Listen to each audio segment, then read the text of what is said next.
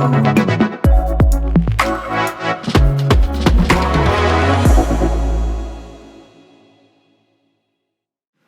2022, on découvrait ChatGPT.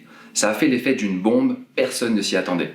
En 2023, toutes les entreprises commencent à en parler et à s'y intéresser. Aujourd'hui, en 2025, on connaît une frénésie, une course technologique où la question n'est plus de se poser si vous allez utiliser l'IA générative et les LLM dans votre entreprise, mais plutôt quand vous allez le faire, comment vous allez le faire et jusqu'où vous allez vouloir aller. Dans cette vidéo, on va reprendre les bases. Qu'est-ce que l'IA générative et les LLM? D'où ça vient? Pourquoi ça explose aujourd'hui? Et surtout, qu'est-ce que ça change vraiment?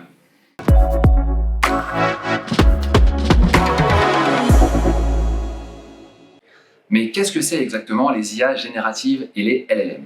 Les IA génératives, c'est un type particulier d'intelligence artificielle.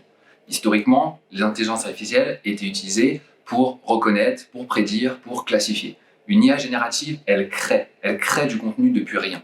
Elle va créer du texte en langage naturel, elle va créer des sons, elle va coder comme le ferait un développeur. Là où une IA historique va vous dire « ceci est un spam, ceci n'est pas un spam », une IA générative, elle va créer un email depuis rien. Et les LLM, c'est un type particulier d'IA générative, c'est ce qu'on appelle les Large Language Models, c'est une IA spécialisée dans le langage naturel. Comme ChatGPT, un LLM, il va comprendre du texte et produire du texte.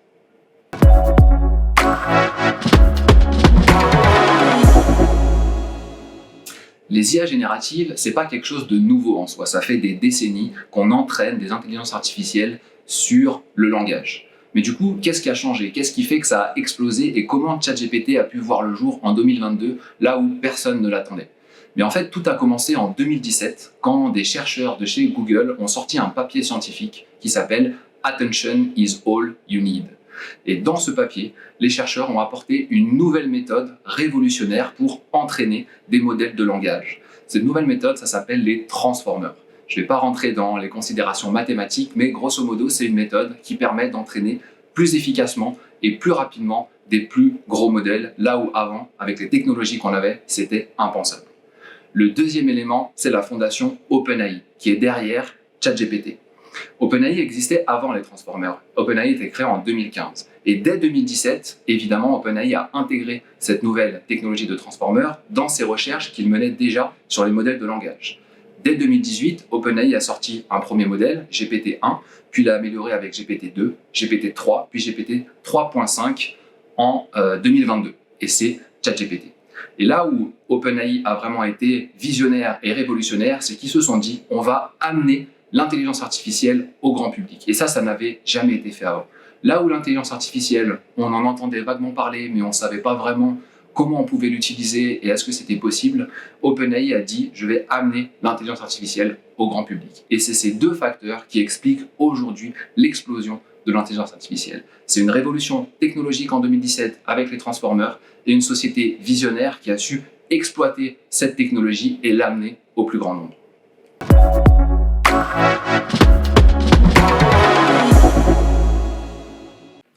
Vous vous posez peut-être la question, ces LLM et ces nouvelles IA génératives, qu'est-ce que ça change et finalement, est-ce que ça change quelque chose par rapport à ce qu'on faisait déjà avant avec l'intelligence artificielle? Eh bien, ça change deux choses fondamentales.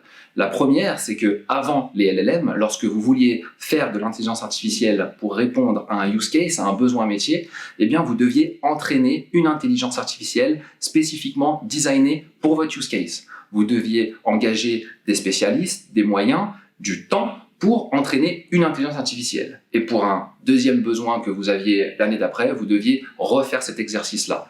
Là, on a un LLM comme ChatGPT qui est capable, qui a été entraîné une seule fois et qui va être capable de vous faire de la summarization, qui est capable de coder, qui est capable de penser, qui est capable d'avoir des raisonnements sans réentraînement spécifique. Ça, c'est la première chose. La deuxième chose, c'est que les LLM amènent l'intelligence artificielle dans les mains du grand public. Il n'y a plus besoin d'être un expert et d'avoir un bac+12 en mathématiques et en statistiques pour faire de l'intelligence artificielle. Vous êtes un particulier, vous pouvez utiliser ChatGPT. Vous êtes un développeur sans connaissances avancées en mathématiques, en quelques lignes de code et en quelques dollars, vous pouvez intégrer une API qui va vous donner clé en main les possibilités de créer des outils puissants basés sur l'intelligence artificielle. C'est un peu comme si les LLM avaient abaissé le coût, la barrière d'entrée, l'accès aux intelligences artificielles. Et aujourd'hui, on a toute cette puissance qui va dans la main de personnes qui ne pouvaient pas espérer utiliser cette technologie avant.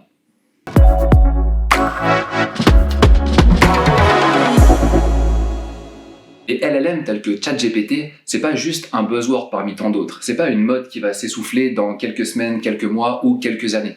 On est face à une vraie révolution technologique qui amène de nouvelles perspectives et des opportunités qu'on n'aurait même pas pu imaginer avant 2022.